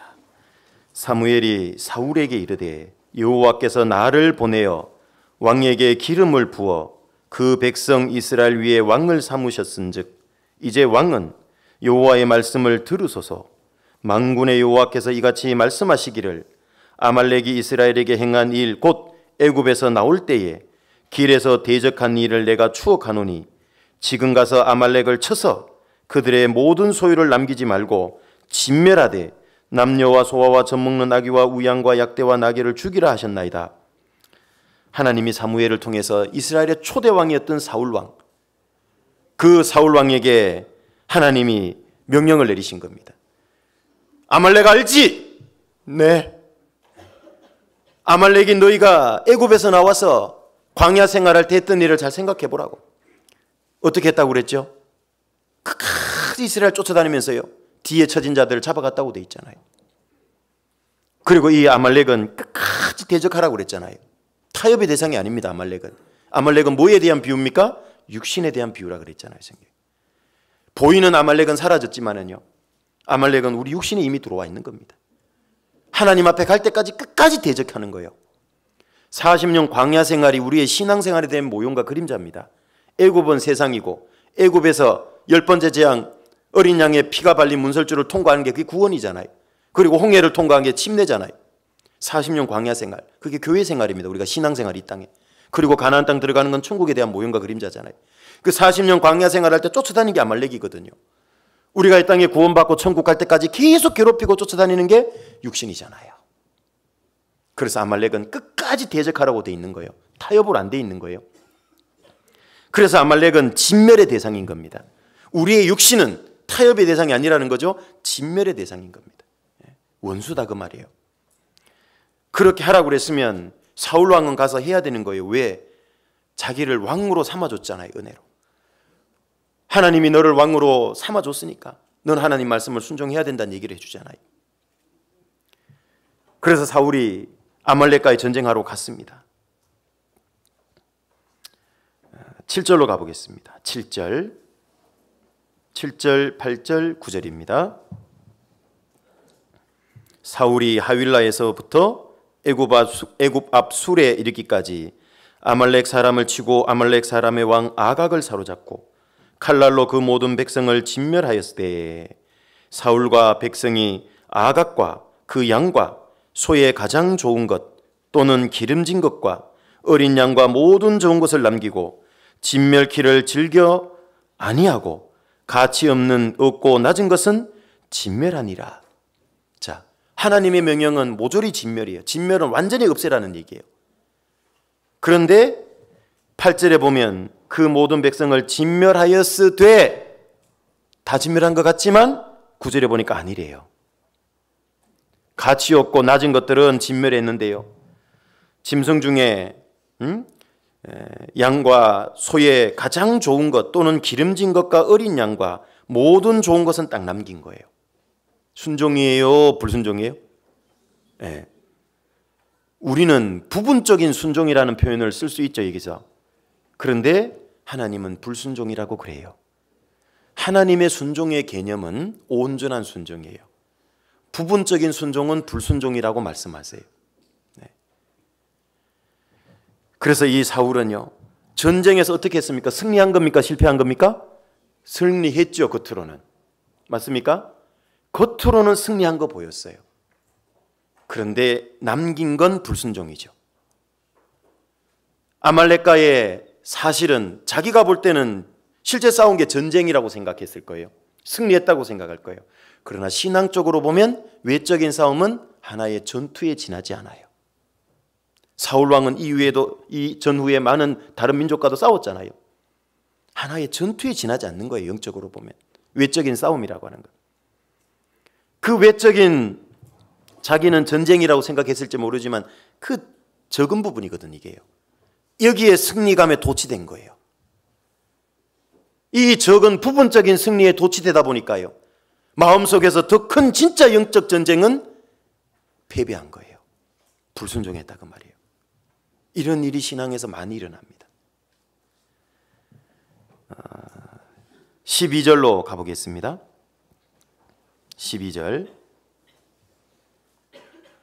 12절부터 13절입니다. 사무엘이 사울을 만나려고 아침에 일찍 일어났더니 혹이 사무엘에게 고하여 가로되 사울이 갈멜에 이르러 자기를 위하여, 여기서 딱 드러나잖아요. 누구를 위하여? 사울 왕 자기를 위하여 기념비를 세우고, 세웠다면 원래는 누구를 위해서 세워야 될까요? 도우신 하나님을 위해 세웠어야지. 자기를 위하여 기념비를 세우고 돌이켜 행하여 길갈로 내려갔다 하는지라. 사무엘이 사울에게 이른즉 사울이 그에게 이르되 원컨대 당신은 여호와께 복을 받으소서. 내가 여호와의 명령을 뭐하였나이다? 자기는 준행했다고 생각해요. 하나님은요 불순종이래요. 그러니까 하나님과 나의 시각 차이예요. 이게 신앙생활에 이런 문제가 많이 벌어집니다. 나는 잘했고 이만큼 희생하면 했고 이만큼 봉사했으면 했고 이런 생각 가지고 자기를 위로할 때 많아요. 나는 다 했다. 근데 하나님 볼 때는 더 중요한 게 잘못됐다 지금. 그죠? 이런 일이 많이 일어나요. 포장지는 하나님의 영광, 하나님을 위한 건데 내용물은 자기 만족, 자기 영광인 거예요. 정말 조심해야 됩니다. 마귀는 이렇게 시험해 와요, 우리의 마음을. 작은 승리감 하나 안겨주고 거기에 마음이 다 뺏기도록 만들어요. 사울처럼. 정작 중요한 마음은 이미 자기 영광, 자기의 더 좋은 세상의 이 짐승떼 재물, 마음 다 뺏겨 있어요. 지금 내 마음은 어떠합니까? 하나님 볼 때. 지금 내 마음은 어떠합니까? 그리고도 나는 승리하고 있고 신앙생활 큰 문제 없고 잘하고 있다고 혹시 생각하고 있는 건 아닌지 모르겠습니다. 저는 몰라요. 하나님이 아시고 여러분 각자가 아실 겁니다. 그리고 또 한 사람, 이스라엘의 첫 번째 통일 왕국의 왕이 사울 왕, 실패했어요. 40년 만에 길보아산 전투에서 죽었습니다. 두 번째 왕은 다윗 왕, 하나님 마음에 합했던 사람, 성경에 하나님 마음에 합한 자라고 그러죠. 다윗 왕도 결정적인 하나의 오점이 남았죠. 그것 또한 마음을 잘못 지켜서 그런 겁니다. 자기 딴에는 잘하고 있다고 또 생각했던 거예요. 겉으로는 연승을 거두고 있고 과거 어떤 시대보다도 이스라엘이 가장 큰 영토를 가지고 통일 왕국을 이루어냈거든요. 사울 왕 때보다 더 큰 영토를 가졌거든요. 주변의 대적들을 거의 다 정복했거든요. 나는 전쟁에서 거의 정복 다 했고 승리했다고 생각했을 수 있어요, 다윗 왕. 그런데 그러던 중에 다윗 왕의 마음의 신앙은, 마음의 영적인 전투 전선은 무너지고 있고 패배를 시작했다는 거예요. 사무엘하 11장으로 가보겠습니다.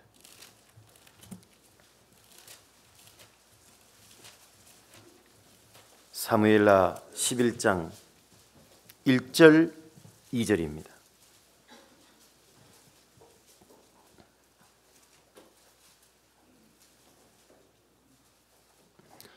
사무엘하 11장 1절 2절 같이 읽겠습니다.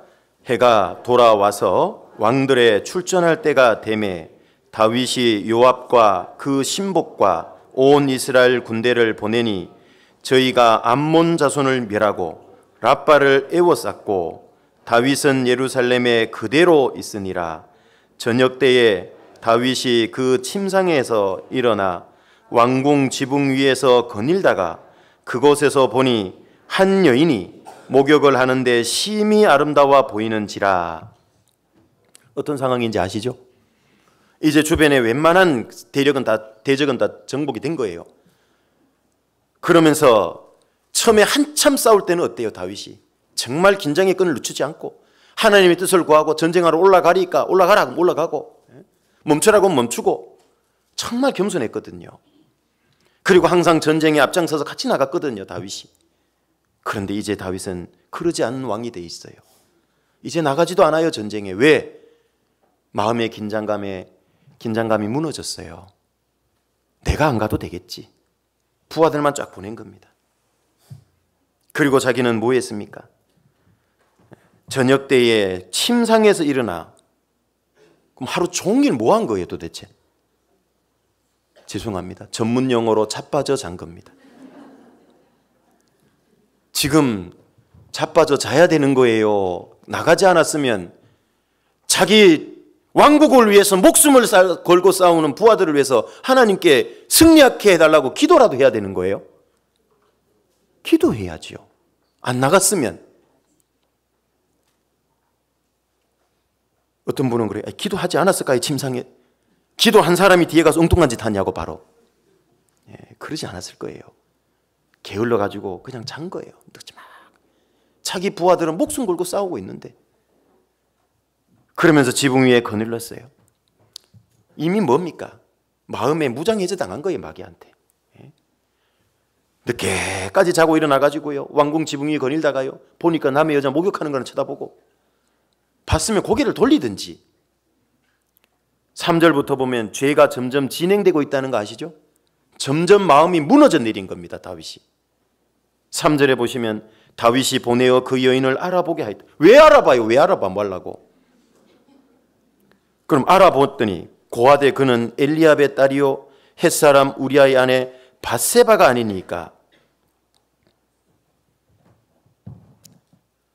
자기를 위해서 목숨을 걸고 싸우는 자기 부하 우리아의 아내예요. 그럼 거기서라도 멈추고 돌이켰어야지. 4절 다윗이 사자를 보내어 저를 자기에게로 데려오게 하고 저가 그 부정을 깨끗하게 했으므로 더불어 동침하며 저가 자기 집으로 돌아가니라. 여인이 잉태하며 보내어 다윗에게 고하여 가라되 내가 잉태하였나이다 하니라. 하나님이 그냥 한 번의 동침으로 잉태케 해버렸어요. 왜죠? 다윗의 죄 드러내려고. 이게 축복이 아니에요. 그래서 결국 데려와서 동침하고 간음죄 짓고 잉태한 게 드러나니까 우리아 데려다가 전쟁 한참 자기 위해서 싸우고 있는 우리아 소환해가지고 이 밧세바하고 동침하라고 하니까요. 자기의 부정을 감추려고 누구 아이인지 모르게 하려고. 이 우리아는 충신이거든요. 어떻게 같은 우리 동료들이 목숨 걸고 싸우는데 내가 아내와 동침할 수 있겠냐고. 나 아내한테 안 들어가겠다고. 이 큰일 났잖아 이게. 그래서 다윗이 탁 글을 하나 써서 보내잖아요. 그 글이 뭡니까? 우리야 죽이라는 글을 벽 써가지고 탁 도장 찍는 거예요. 못 열어보게. 그걸 누구 손에 들렸어요? 남편 우리야 손에 들려서 보내는 거예요. 얼마나 악해요 이게.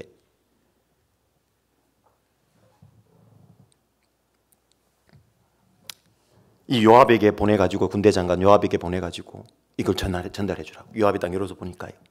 이 우리야 데리고 전쟁하러 나갔다가 우리야만 남기고 싹 다 후퇴하라고. 그래서 우리야가 죽어요. 여러분 잘 생각해 봐요. 이름이 우리아잖아. 우리아. 살려도 시원찮은 판에 이걸 무슨 원수처럼 죽여버린 거예요. 우리아를. 얼마나 악하냐고. 하나님이 이걸 좌시하겠냐고. 이걸. 결국은 이 아이도 죽어요. 그죠? 다윗은 겉으로는 전쟁에서 승리한 것처럼 보이고 가장 강력한 통일왕국을 이룬 것처럼 보였어요. 그런데 이 시기에 마음은, 신앙이 무너지고 패배를 향해 달려가고 있는 거예요. 우리도 조심해야 됩니다. 양주교회도 복음이 많이 전해지고 과거 어떤 때보다도 많은 식구들이 많아졌어요. 여기에 도취되고 만족하고 있으면 안 됩니다. 집회 때 많은 사람들이 전도된다고 도취되고 있으면 안 돼요. 그때 마귀 틈타고 무너지는 겁니다. 그럴수록 더 겸손하고, 그럴수록 더 기도하고, 그래야 계속 교회는 성장하고 부흥하는 거예요. 개인의 신앙도 마찬가지입니다. 과거 어떤 때보다 내가 요즘 열심히 품고 뜨겁고 사는데, 그럴 때일수록 더 겸손하고 더 낮아지고 마음을 지켜야 됩니다. 그래야 그게 유지가 되는 거예요. 세 번째 통일왕국 왕이었던 솔로몬도 마찬가지예요. 참 아이러니하게요. 사울왕 40년, 다윗왕 40년, 솔로몬왕 딱 40년씩밖에 못 다스렸어요. 이 솔로몬 왕도 말로가 너무 좋지 않은 왕이죠. 잘 아시는 대로 열왕기상 3장으로 한번 가보실래요? 열왕기상 3장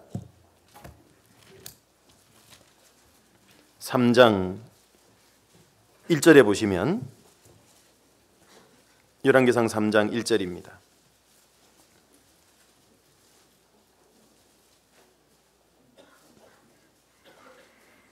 3장 1절 솔로몬이 애굽 왕 바로로 더불어 인연을 맺어 그 딸을 취하고 데려다가 다윗성에 두고 자기의 궁과 여호와의 전과 예루살렘 주위의 성이 피력되기를 기다리느니라. 그리고 나서 4절에 보면 1000번제를 하나님께 드리고 하나님께 지혜를 구해서 지혜도 받고 구하지 않았던 부와 수와 이런 것들을 축복으로 다 받습니다. 솔로몬만큼 지혜로운 사람이 없을 정도로 큰 지혜를 받았어요. 하나님께. 그런 솔로몬이요, 여기 1절에 보니까 뭐가 나옵니까? 솔로몬이 애굽 왕 바로로 더불어 인연을 맺었다는 건 뭐예요? 혼인 동맹입니다. 그래서 그 딸을 취했다는 건 뭐예요? 공주와 결혼한 거예요. 하나님 앞에 합당치 않은 모습입니다. 처음에 이 딸을 공주를 취했을 때 그걸로 그쳤으면 좋은데요, 이거 하나를 허락하니까 어떤 일이 벌어지냐 하면 11장으로 가보시면은요, 11장 1절부터 보시면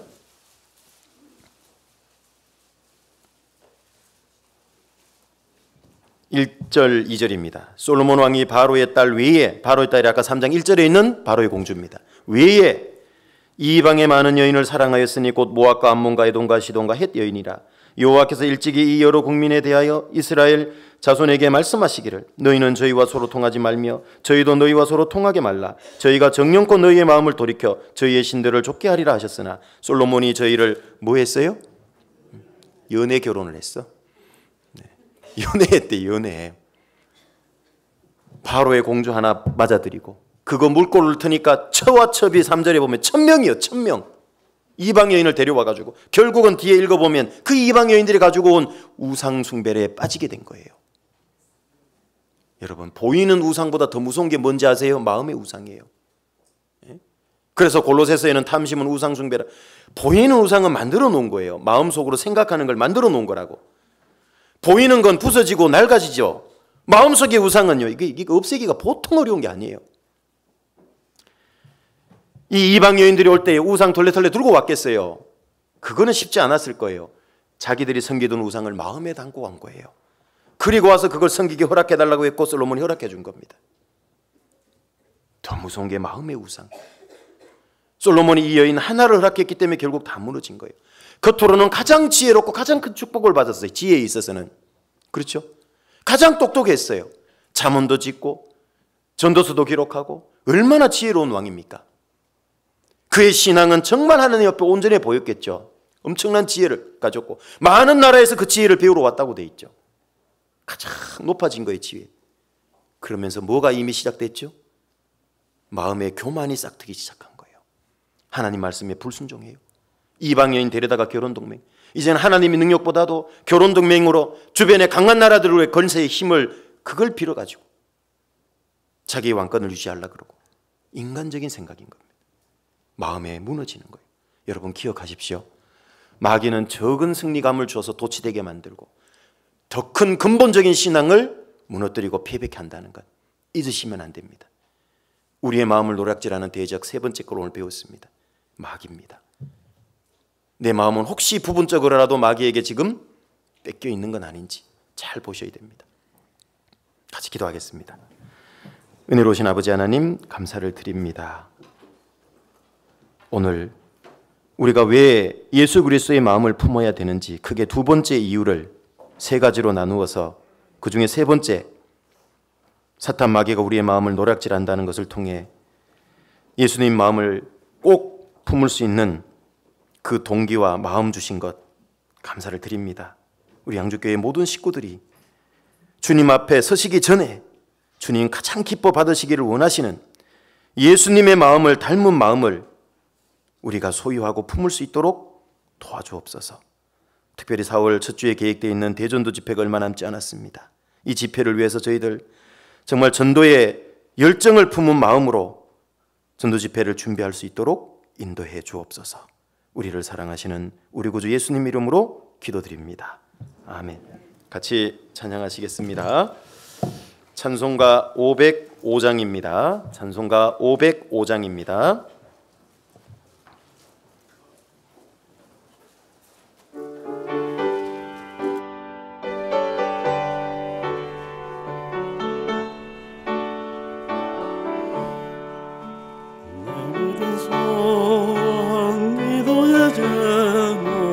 예수를 닮기 원합니다.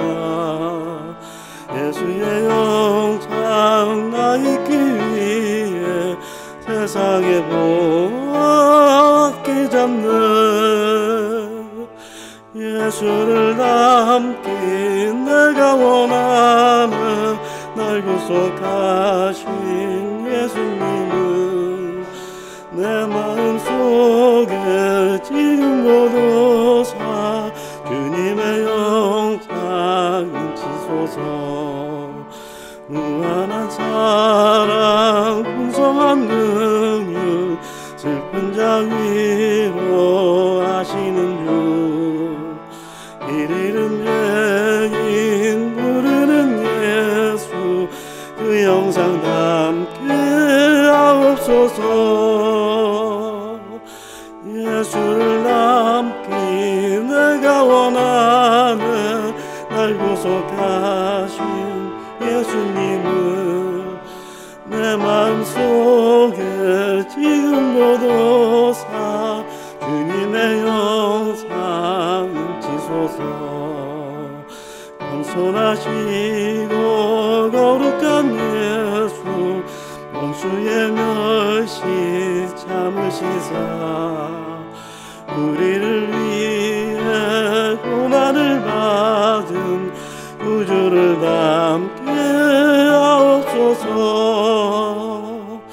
예수를 닮기 내가 원하는 날 구속하신 예수님은 내 마음속에 지금 고도사 주님의 영상 인치소서. 광고해 주시겠습니다.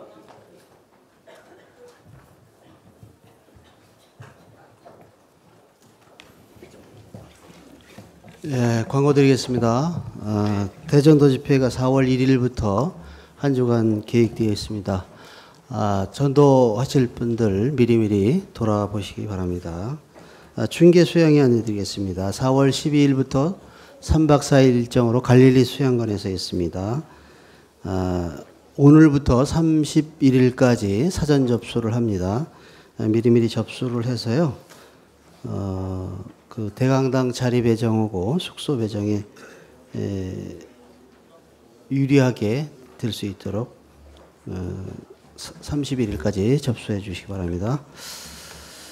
주간 일정 안내해 드리겠습니다. 화요일 날은 오전에 어머니 원래회의 있습니다. 오후에는 10일, 12, 30일, 32 구역 모임 있습니다. 12구역 구역 모임에는 그 박경수 목사님이 참석을 하시고요. 32구역 구역 모임에는 박윤범 부목사님이 참석을 하십니다. 그리고 은장의 임원 모임은 16일에서 23일로 한 주 수년이 됐습니다. 참고하시기 바랍니다. 교회 소식입니다. 진해교회 입당식이 3월 16일 날 토요일 날 있습니다. 그리고 박경수 목사님은 18일부터는 북수원교회, 25일부터는 화성교회 전도집회 말씀을 전하러 가십니다. 금일 모임 안내드리겠습니다. 식사하시고요. 청소 하시는데 1시 5분부터 25분까지 20분간 청소를 하시는데 음악 방송이 나올 겁니다. 그 시간에 청소를 해주시면 되겠습니다. 모두회가 이 자리에서 1시 반에 있습니다. 모두 참석을 해주시고요. 봉사부서 모임은 3시, 구역장 모임도 3시에 있습니다. 착오 쓰시기 바랍니다. 그리고 청년의 임원 모임은 박윤범 부목사님 댁에서 6시 반에 있습니다. 식사 맛있게 하십시오.